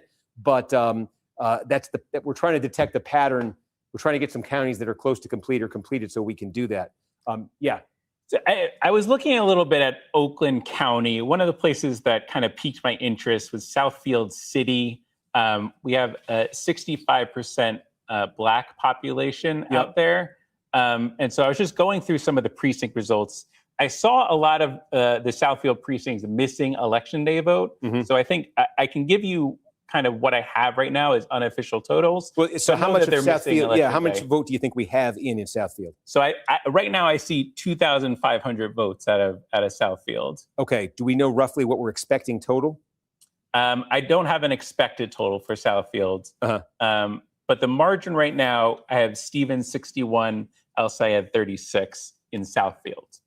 And so that's interesting because Southfield, this is in southern Oakland County in 2018. So Stevens right now, again, we're going municipal level here right now. Again, in the absence of having big numbers in these others, let's zoom in on the big place where we got a ton of votes right here. So this is Southfield in southern Oakland County right here in the 2018 primary. So right now, Stevens is getting 61% of the vote right there. In the 2018 primary, Whitmer, where he's saying maybe that's the benchmark, 61% was Whitmer's number in Southfield. You're saying El-Sayed right now is running at 36% in Southfield. What was his number in that 2018 primary? It was 33%. But you're saying this is election day vote. And a ton more just popped in Oakland there. Oh, boy. This is a big moment, folks. Okay. It didn't move the needle substantially, but it is 10% more. We were at 60% in. Now we're at 70% in. What can we tell right away what we got? I don't know municipality-wise, but yes, this new vote broke Stevens 49, El-Sayed 48. Is there an indicator? Is this a mix? I don't have detailed breakouts for Oakland, but I'll take a look. I know I'm putting you on a spot right there because it takes a second to make sense of these. So let us know when you do. But that's an important point here because we talked about this a little bit at the top. Maybe we need to reinforce it right now. Oakland typically has put out a giant batch of vote by mail first thing. And then what's happened is the rest of the night, there've largely been batches that are kind of mixed. They'll mix them in. You'll get some vote by mail. You'll get some election day. You'll get them both at once. You'll get them, in quick succession. So it's the pattern is very difficult in a county like this. In other places, it's very, think of a state like Florida, a state like Georgia, a state like Kansas, Missouri, if you're watching these, where you get all the early vote reported out at once, and then everything else that comes in the rest of the way is election day vote. There are places in Oakland County where it's like that. There are places in Michigan where it's like that. There are places in Michigan where you get the election day vote, then you get the vote by mail. And there are places where they just kind of, end up. All right. While we wait for them to go through this, I did want to acknowledge some of these supers we got. The Don Lemon interview was awesome. Thank you, Joseph. I appreciate that. Thank you. Thank you. We had Bozo the Clown, Black Venom. I miss Bozo. We had Homie the Clown. I was in the Homie the Clown. I was in the Homie the Clown era. I know who Bozo is, but I wasn't watching it. We had Homie. Don't play that. Schoolhouse Rock is how most people know politics, and it's still useful. I've been able to use I'm Just a Bill a couple times. Rabies, welcome. Rabies, welcome. City Dawn, it was the Arab oil embargo that caused the price of gas to shoot up to 99 cents a gallon. Let's say gas stations will go out of business and they had to replace their gas pumps for a price over 99 cents. Isn't it crazy? Anybody that was alive during that era of time in the 70s, when they describe the economic uncertainty, the big thing they talk about is gas. We got so much more than that going on. We got so much more going on than that. And keep in mind, when we describe this era in American history, it won't really be about the economy at all. We have so many other things going on. It won't be about the economy. Yes, there were co-ed murders that went on for years in the 70s. Also, I love this type of election coverage. Thank you, City. I appreciate that. If you watch true crime, the 70s, the 60s, anytime before 1990, if you watch true crime, they just would accidentally catch people. Oh, people would get tired. Like the rope-a-dope? The rope-a-dope, where Muhammad Ali would just let you get tired. That's what cops was doing before the 90s. They just rope-a-dope. They like, oh, we got some more body. He gonna get tired. Now let him tire himself out. He doing all the slash. Let him tire himself out. That's all they was doing. They was just accidentally catching people. And they or if it got too bad and they didn't, then they just pin it on a black person. That was it. They let them do crime until they got tired, and then if it got too crazy, then they just, all right, Who we got down there? That's why in this conversation, I said I had to be white. That's why I said I had to be white, right? They just pin it on a black person. If you be on a jury in the 1970s, they'd be like, yeah, we think he did it. All right. He did it, Your Honor. No, I didn't. Hey.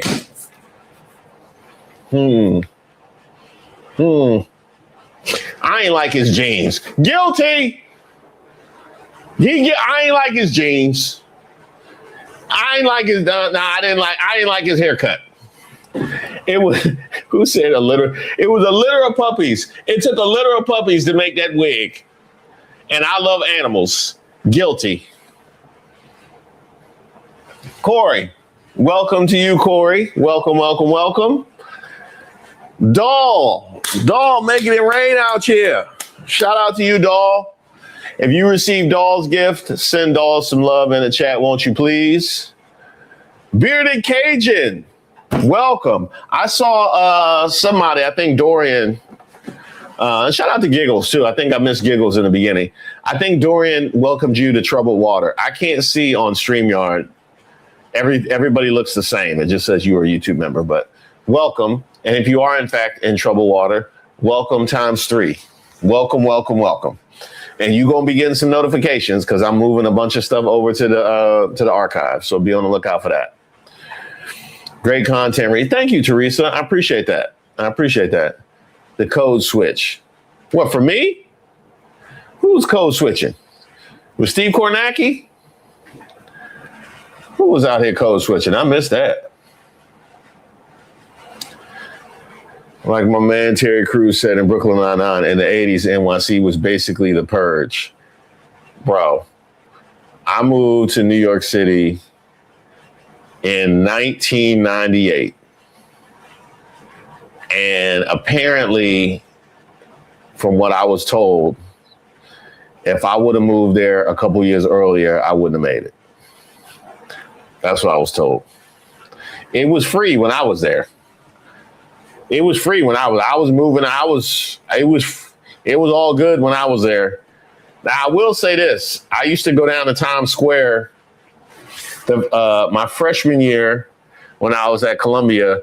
Used to go down to Times Square, and 8th Avenue had like peep shows and all kind of stuff, which is, that's wild. Honestly,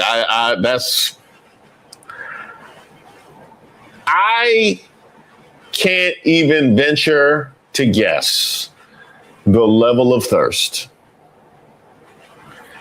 that would motivate someone to leave their home and go to a peep show. I can't imagine it.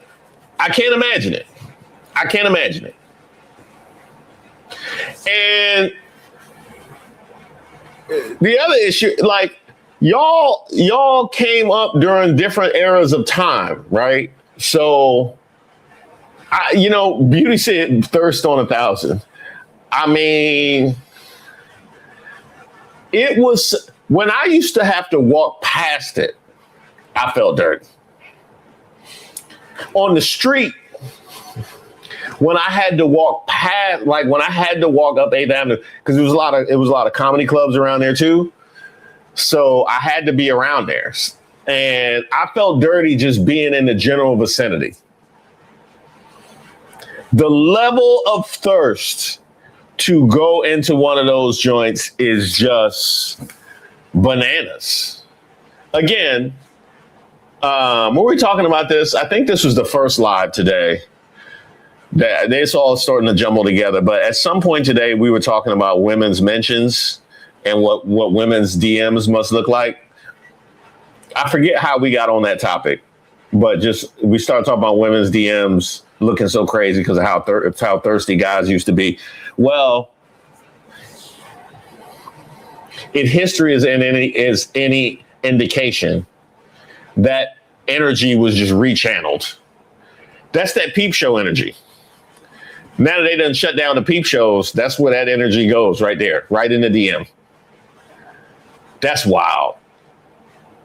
And we were talking about, remember Mark Robinson? Remember Mark Robinson was in the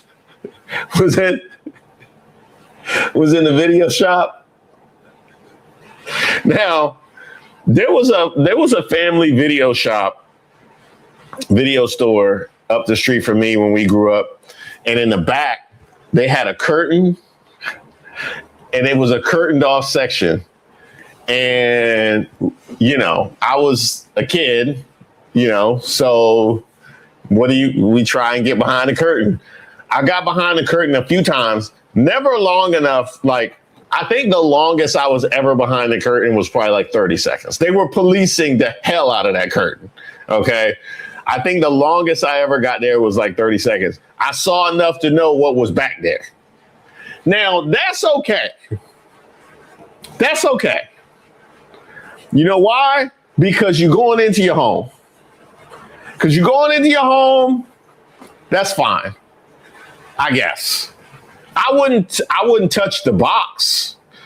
How you get that VHS tape from the store into your VCR without catching something, I don't know. Y'all gotta, I don't know how you get that. I don't know how you get that home without catching something. But at least you going into your own home. A peep show, dog. A peep show. Anyway, I digress. I don't even know how I even got on that topic. My freshman year in New York, down in Times Square, 8th Avenue, 9th Avenue, they had a bunch of like peep shows and stuff like that. There was a movie theater. It was like an AMC movie theater that was also over there. And this movie, it was like, this was when New York City was like really not doing well. That's the one thing I can give credit to Rudy Giuliani. He was terrible in a lot of ways. I made a lot of videos about it, but he did clean this up. I'll give him that. New York was down bad. And so you had this movie theater that was in this huge building, most of which was like abandoned. And then around it, you had like the peep shows and stuff, which also had a bunch of empty rooms. It was, I'm telling you, it was the Wild West, which if you are 18, like I was, right? If you know what I mean? If you 18, 19, and you know what I mean, you got your little ID, you know what I mean? Hit the bodega, you know what I mean? Get you a little, yeah. You know what I mean? Yeah. It was some backsliding. Yeah, so like critical thinking say it was the itchy and scratchy show. Oh, that's funny. Hey, we all had backsliding days. We all had backsliding days. It wasn't a whole lot of options. I couldn't afford I couldn't go to the bar. I couldn't afford a restaurant. I can't go to a hotel. You know what I mean? Like, you just, Anyway, this is the moral of the story.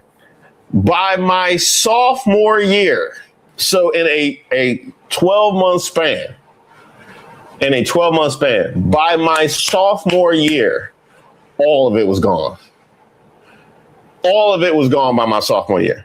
By my junior year, it was all replaced with restaurants and bars and stores.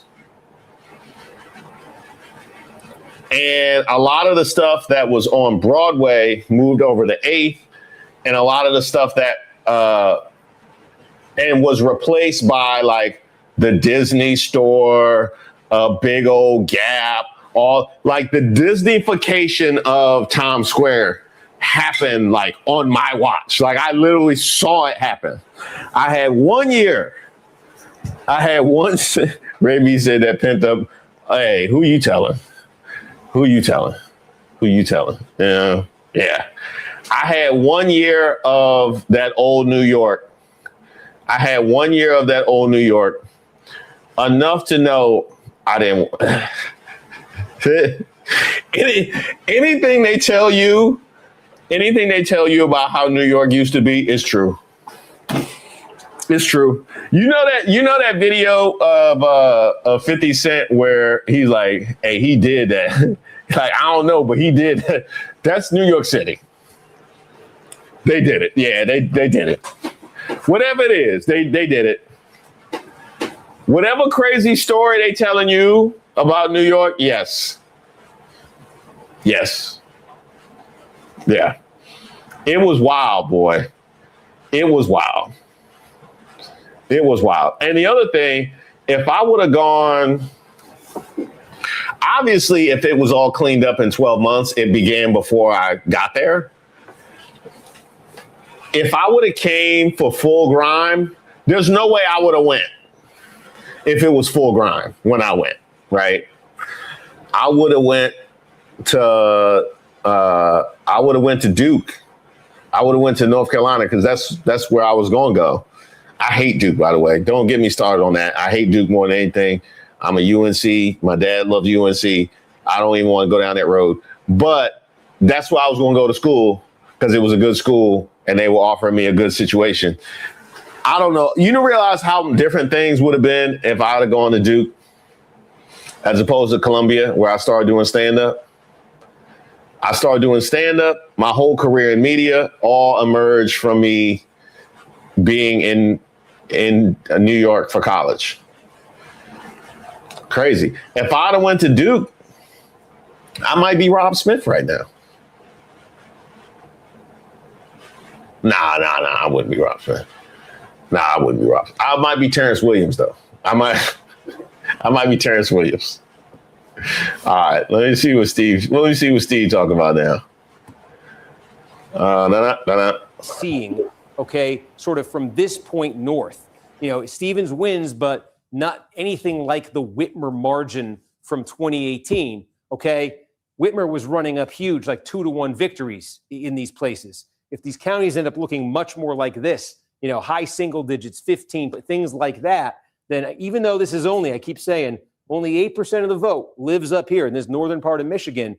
But if, you know, Stevens is getting like half the margin out of that Whitmer got out of that adds up. Okay, so it could be significant from that standpoint, but I think it could also be a little bit more broadly significant in matching a little bit of what we're seeing in bigger counties where El-Sayed, I think it signals potentially that El-Sayed may have a little bit of strength there.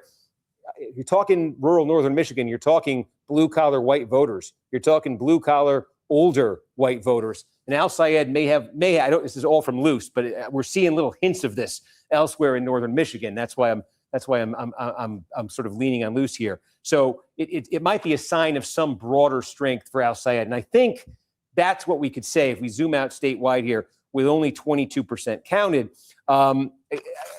We see a number of big counties right here where, as I've been telling you, El-Sayed got a running start with that election day vote and got a huge lead. And, you know, in places like Washtenaw, oh, look at this. I mean, he's still, we showed you, Stevens is still just under 33%. She probably wants to be getting into the 40s here. This is a real, you know, even with Stevens ticking up, El-Sayed's, you know, sitting in a good position in a place like Washtenaw County. But we've shown you like Eaton County, where that Stevens number, look, we're up to 84% in Eaton County. The Stevens number is sitting at 45.6%. Let's do our little game again with our benchmarks. Let's check in, because earlier it was a little bit of a different story here. 65% was the Whitmer number. We're in that zone of Michigan where Whitmer overperformed. So that's sort of an outlier number, but I put it up there. And then you look to the 2020 Sanders number here. It was 52%, okay? A Biden number was 52%. And then the Clinton number was 44%. Now, we said Stevens can't use this as a benchmark because the Clinton got such a huge number out of Wayne to offset numbers like this. So Stevens has to be north of 44, getting closer to this. Well, she is north of 44 now. She's at 46, okay? There is still some vote to come out of Eaton County. So this number can climb farther, okay? I think she wants to be getting this, high 40s across 50, something like that. I think that's what we're seeing in some of these counties. I think we're seeing it in like a place like Livingston County as well, where we now have 71% of the vote. Again, let's just take a look at these benchmarks. These are establishment candidates here. Whitmer, outlier, 61%, Biden, 52%, Clinton, 38%. The 38 won't work for Stevens as a benchmark because Clinton overperformed so much relative to her, we think, in Wayne. So again, you're looking more, if you're Stevens, at coming closer to the Biden number. Again, she's north of the Clinton number.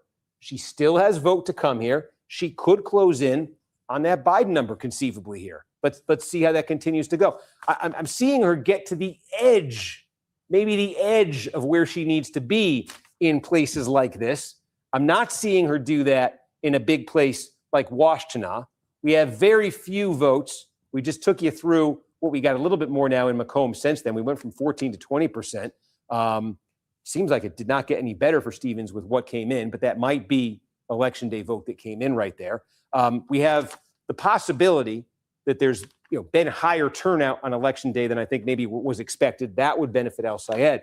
So there's a lot here that if you're El-Sayed, you're looking at and you're very encouraged by. And there's a lot here if you're Stevens and you're looking at and you're saying, well, maybe with a little bit more here and maybe with a little bit more there.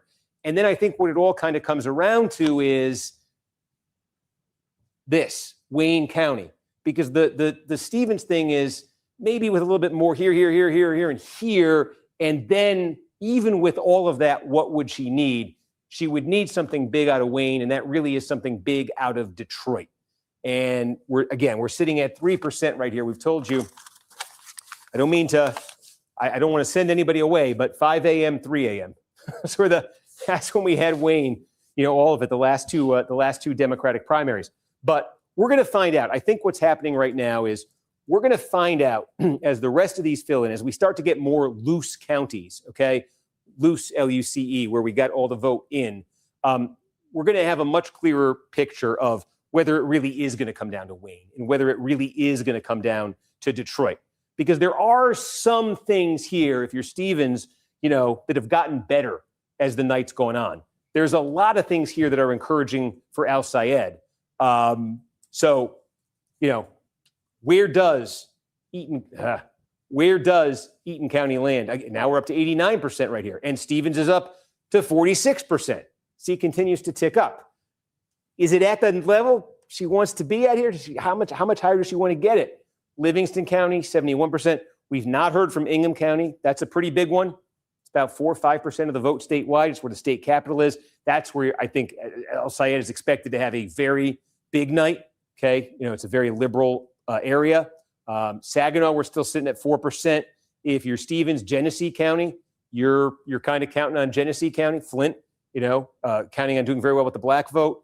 Oakland County, we had that number get knocked down to 67. We're still there. Macomb, 20. We've gone through to UP. Do we still have anything in? We have very little in Ottawa. Okay. So, they're going to come to me in 1 minute. We're going to talk about Wayne County. Okay. He mentioned UP. Quick question. We have any Upers in here? Where are my Upers at? Where are my Upers? It kind of did, didn't it? It kind of did.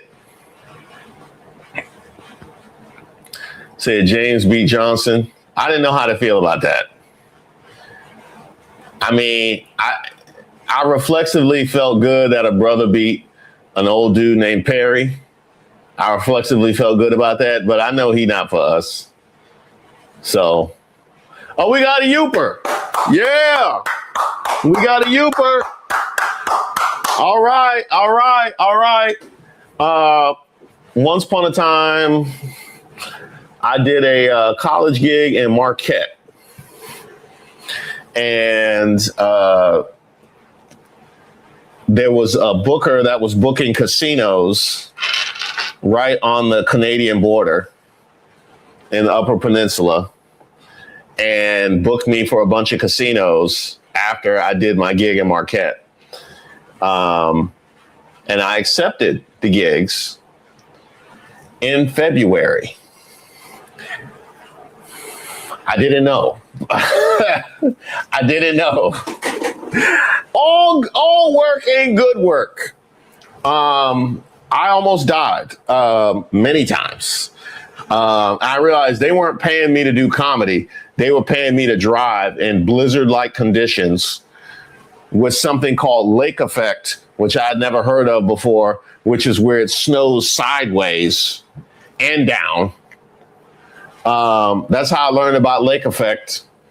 And that was my experience in the Upper Peninsula. Also, it was the first time I ever flew out of an airport, and the only snack that I could get, I forget what airport this was. Maybe it was the one by Marquette. The only food that I could get before I got on the plane was cheese curds, just various types of cheese. That was all I could get. It's a menu with just all different kinds of cheese. Yeah. Lake effect. Not fun. But I made it. And one of the greatest experiences I ever had, there was a bar in downtown Marquette that was across the street from a park, and everybody was drinking and taking their drinks across the street in the park and jumping and playing in the snow. It's a fantastic time. So I have a warm spot in my heart for the Upers and the Upper Peninsula, despite the fact that y'all really should belong to Wisconsin. I don't know how Michigan was able to pull that off, but actually I do know. It's because of Toledo. I do know because of Toledo they gave y'all the Upper Peninsula. Wisconsin should have fought that. I don't really understand how they giving Wisconsin land away just to make peace with the Michigan-Ohio war. But anyway, hey, y'all know, I know my geography now. I know my geography I took a class in college called The History of American States. One of the most brilliant, useful classes I ever took in my life. It was just all about geography. So there you go. All right, let me go through. Thank you, Sparkle. Thank you. Thank you so much. Thank you. Abba, I need the laughs. Love and thanks from Detroit. What up, though? I appreciate it, Abba. Oh, Paw making it rain. Okay. I see you, Paw. I appreciate you. I appreciate your patronage. Thank you so much for supporting the channel. Thank you. We all fall down and we get up. That is true.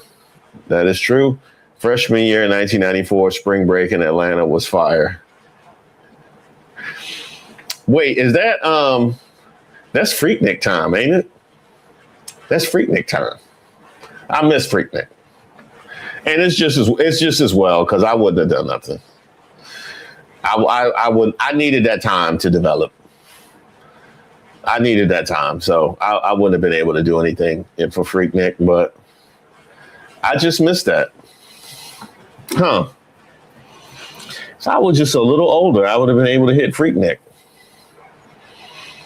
I might have to reconsider some things. Because if I go born in the late 70s, then I missed. I don't know if this is about Freaknik or not, but it was funny timing. If I'm born in the late 70s, then I missed the serial killers, but you get Freaknik, and you still get the rave era. That's not bad. However, you do have to come of age during, like W and 9/11, which devastated New York. Yeah, no, never mind. 9/11, the housing crisis in 2008. Man, my generation got completely. Man. They did us foul. Y'all did us foul. Y'all did us foul. Now, granted, you have significant trauma. In my early 50s example, you have significant trauma for the first 15 years. I ain't gonna lie. It's gonna be tough on you. It's gonna be tough on you for the first 15 years, but you got your money up. You got your money up. You bought a house. You bought a house for $35 that is now worth $1.8 million. Huh? How about that? How about that? You found $20 in your coat pocket and bought a house with it that's now worth $900,000. That's not bad. That's not bad. My generation went to school, were told we had to go to college, took out hundreds of thousands of dollars in loans. Some of us went to further schooling, law school, business school, medical school, multiple hundreds of thousands of dollars worth of debt to come of age during a mortgage crisis and a recession, which once we emerged from said mortgage crisis and recession was looking at homes costing in excess of $500,000.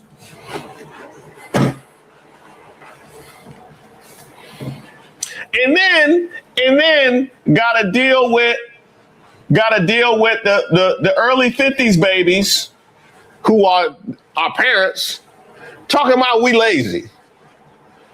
Now we lazy. Now we lazy. You skipped one trip at the grocery store and bought two houses.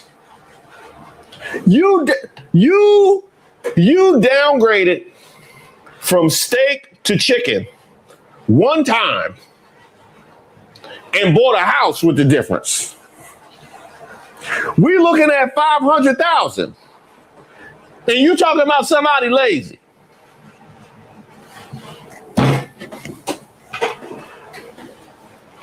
Y'all wildin'. Y'all wildin'. You bought a house with Beijing money. You took the Beijing money and you bought a house with it. You spend more on Just for Men than you spent on that house. We looking at 500,000. You want to call somebody lazy? Why we got a mortgage crisis? Who messed that up? It wasn't us. Who didn't pay their bills? It wasn't us.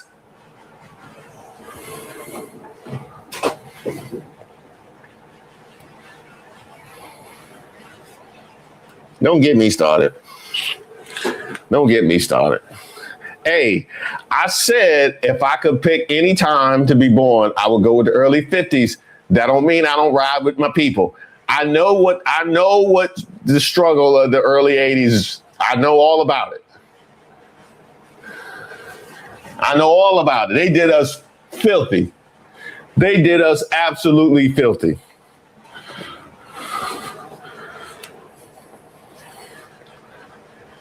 Talking about some trickle down economics. Hey, y'all can make fun of Trump if y'all want to, and we will, and we do. Y'all elected Herbert Walker Bush. Huh? Y'all elected Herbert Walker Bush. Wasn't us. We didn't do that. You had Dan Quayle up there, can't even spell potato, in the vice president chair. Y'all did that. Y'all did that.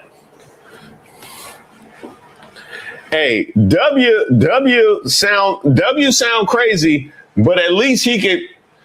Can you even imagine having a conversation with Herbert Walker Bush? More than small talk. Can you even imagine that? They made that man president. That's nuts. That's nuts. And I remember that. That might be the only election. No, I can't say that. No, never mind. That's totally wrong. I was about to say that might be the only election that I really thought somebody was going to win and they lost, but that's not true at all. Because obviously, Hillary, Al Gore, never mind. They're totally wrong. But I remember as a kid. Oh, and Kamala. I remember as a kid really thinking that Michael Dukakis was going to win. There was Dukakis signs everywhere. That's a daggone shame. All right.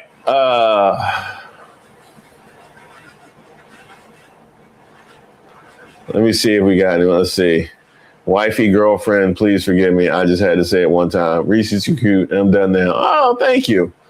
Thanks for your cooperation, man. Hey, Cowhider, I appreciate that. You know, compliments are well taken and well received. All right. It's been about 4 hours of live today. You can hear my voice kind of struggling right now. So I'm gonna pack it in. Look for a video tomorrow. Members, you can look for a video in like 20 minutes. Maybe a couple. We'll see. But you can definitely look for a video in about 20 minutes. Look for a video tomorrow. And look for some polls tomorrow as well about the members live. And if you haven't gotten a chance already to watch the Don Lemon live, make sure you check that out. And last but not least, Lemon Water 804 is the code today at thepeoplesgetup.com. LEMONWATER 804. That's for 20% off Ally and free-ish gear. So you guys make sure you bless the channel that way. Shout out to everybody that sent me their merch picks over at admin@reesewaters.com. And special shout out to 13 Bright Yellow, Beauty, Paper Chase, Esteban, Regina, Jessica, Dion, LBJ, Dorian, Dion, Bearded Cajun, Deshauna, Zach, Dion, Pamela doubling up. Okay.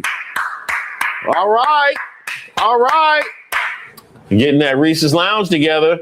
Roderick, DBE, Joseph, Lex, Dawn, Ray, Joseph, Everywhere and Nowhere, Dion, Joseph, Black Venom, Beauty, Rabies, City doubling up, Corey, Doll, Bearded Cajun again, Teresa, Beauty, Sparkle, Abba, Paw.